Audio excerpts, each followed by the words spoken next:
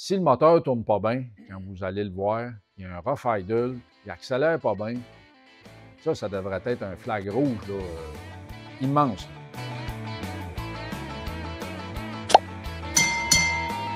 Mettons que là, ça ne vous fait pas reculer les wipers croches. Vous décidez d'aller voir le char, vous avez placoté un peu avec le vendeur. Moi, ce que je voudrais que vous puissiez regarder aussi dans un cas où vous avez l'occasion, c'est pas trop facile, c'est le distributeur, justement. Là, ça va être difficile, là, mais vous allez faire ça, on va le faire passer. Vous allez prendre la base, puis son bâti, puis vous allez le bouger comme ça.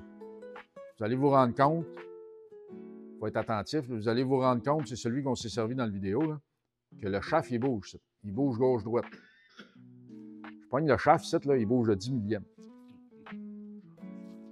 Fait qu'on part, mettons, de 18 dans un sens, on se rend à 5 de moins, on se rend à 13, puis dans l'autre sens, on se rend à 23. Les pointes, c'est pas de leur faute à eux autres, là. Hein? C'est une belle moyenne. Mais les pointes, c'est pas de leur faute à eux autres, là. C'est de la faute au distributeur. Le distributeur, son rôle, c'est d'aider les pointes à ouvrir et fermer. Ben, il ne fait pas rien qu'aider, c'est sa job point. Puis, il va contrôler l'allumage mécanique. L'allumage, l'avance, mécanique. Puis l'avance au vacuum est contrôlée par le vacuum qui est ici. Là, le plateau va bouger, etc. Mais si le distributeur ne fait pas sa job comme du monde, on ne peut pas demander aux pointes de faire leur job comme du monde. Parce que si les pointes ne restent pas fermées suffisamment longtemps, le capaciteur ici ou le condensateur, lui, il n'aura pas le temps de se charger comme il faut, puis la bobine non plus. Fait que ça va affecter l'allumage à haut régime. Puis on ne peut pas espérer non plus avoir un bon idle, là, quand ça bouge là même. Là. Fait que ça, quand vous allez regarder un vieux char aussi, là, si vous avez une chance, là, lui, quand il est dans le trou, là, vous pouvez le bouger ici en haut, ça va faire pareil, vous allez le savoir tout de suite.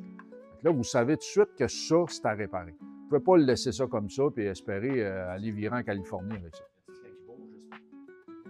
Il bouge gauche-droite. C'est ça. Moi, là, je veux qu'il tourne. Je veux juste qu'il tourne. Je veux juste qu'il tourne. Je veux pas qu'il bouge comme ça. Ou comme ça, peu importe, là. Je veux pas. Je veux juste qu'il tourne. Puis là, ben, le ressort qu'il y a sur la pointe, on le sait tout, on l'a tout mis dans nos doigts, là. Vous le serrez, là. C'est pas grave, là, le distributeur, on le change, on va le scraper, lui. Vous le serrez, vous allez voir que la pression du ressort est plutôt forte. Pourquoi?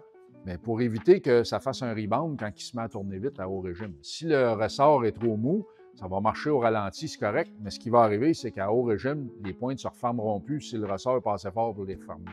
C'est le ressort qui ferme les pointes, c'est pas le distributeur. Le distributeur les rouvre, c'est le ressort qui les ferme. Un peu comme des soupapes de moteur. L'Arbacam, avec son mécanisme, rouvre la soupape, mais c'est le ressort de la soupape qui la referme. OK? Mais c'est un peu le même principe. Fait que ce ressort-là qui est fort, pour les raisons que je viens de dire, bien, il pousse. Il pousse sur l'arbre du distributeur. Fait qu'en général, il va être plus usé dans l'axe où il y a la poussée du ressort là-dessus. On le sent, là, on va être capable de l'essayer, je vais le faire passer. Fait que ça, si c'est usé, je dois bien me blâmer les pointes. Si vous voulez des pointes, c'est de la merde. Mais oui, mais le distributeur, lui. Fait que là, ce que vous faites, vous dites les pointes, c'est usé, j'ai lu sur Facebook. Fait que là, vous achetez un beau Pertronix comme ça, vous mettez ça là-dedans, vous dites, hey, ça va-tu bien? Et il y a beaucoup de gens qui vont dire, ah, depuis que j'ai mis ça, il va bien mieux. C'est sûr qu'il va mieux. Il va mieux parce que le shaft, il est encore croche, mais lui, il a moins d'effet là-dessus. Il est moins affecté. Puis, vous avez enlevé des pointes qui étaient certainement pas neuves. Puis, vous en avez profité en mettant ça pour mettre des bougies neuves aussi. Fait que là, vous avez camouflé un problème avec un paquet de pièces que le moteur avait déjà besoin. Mais si le distributeur avait été réparé ou remplacé, dépendamment, avec des pointes neuves puis des bougies neuves aussi, bien, il aurait été tout aussi bien, sinon mieux. Fait que, faut être honnête aussi quand on veut comparer des affaires, là, parce que si vous êtes vendu à ça, vous allez tout faire pour vendre votre idée au voisin d'à côté pour lui dire que vous avez raison. C'est un peu une réaction normale, mais il faut être honnête aussi. Si vous passez de ça qui est en ruine, les bougies sont en ruine aussi, les fils sont en ruine aussi, puis vous passez à ça, mais en même temps, vous changez les fils, le cap, hauteur, puis les bougies, puis là, vous dites, hey, depuis que j'ai mis le Pertronix, ça va bien mieux. Oui, mais en même temps, vous avez ajusté les valves, ajusté le carbu. À un moment donné, il faut être logique aussi là, dans notre argument. La plupart des vendeurs ne souhaiteront pas que vous enleviez le cap devant lui sur le char. T'sais. Fait que, un truc du genre comme ça usé, vous allez avoir un mauvais ralenti. Il ne partira pas nécessairement bien. Vous allez entendre des petits pets dans le muffler en arrière, des petits pop, pop, parce qu'il y a des fois, lui, il ne s'est pas ouvert au bon moment ou en retard un peu. Mais ça peut être facilement confondu avec des guides de valve usés parce que la valve ne ferme pas toujours bien. Une fuite de vacuum sur l'intake ou à la base du carbu. Ou ceux qui ont des EGR valves, mais elle n'est pas fermée au complet, fait qu'ils respirent un petit peu d'exhaust sur le ralenti. Le problème, c'est que je suis obligé de te dire, ça se voit-tu? C'est que je suis obligé de te dire quasiment non parce qu'il va être confondu avec d'autres choses. Mais comme Pierre faisait remarquer avec sa question, si le moteur ne tourne pas bien, quand vous allez le voir, il y a un rough idle, il accélère pas bien, ça devrait être un flag rouge là, immense. Là.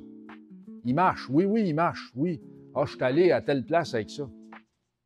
Tant mieux. Mais ces chars sont faits pour ça. Ils sont faits pour aller en quelque part. C'est pas... Tu sais, mettons, le vendeur, « Hey, je suis allé à Montréal avec. » Mais oui, faut pas que ça nous impressionne, ça. Ces chars-là, ça allait en Californie à partir du Québec, là. Je veux dire, c'est pas parce qu'ils ont 50 ans ou 60 ans qu'ils peuvent pas le faire. Mais vous allez voir le char, s'il tourne pas bien, vous l'entendez un petit peu des puff-puff dans l'exhaust, pas toujours régulier, ou même s'il y en a un de régulier, là, éloignez-vous de ça, là. À moins que vous soyez d'accord à vous embarquer dans un projet où le moteur va avoir des réparations à faire. Si vous êtes d'accord avec ça, il n'y a pas de trouble. C'est juste qu'il ne faut pas qu'il y ait de mauvaises surprises. Là.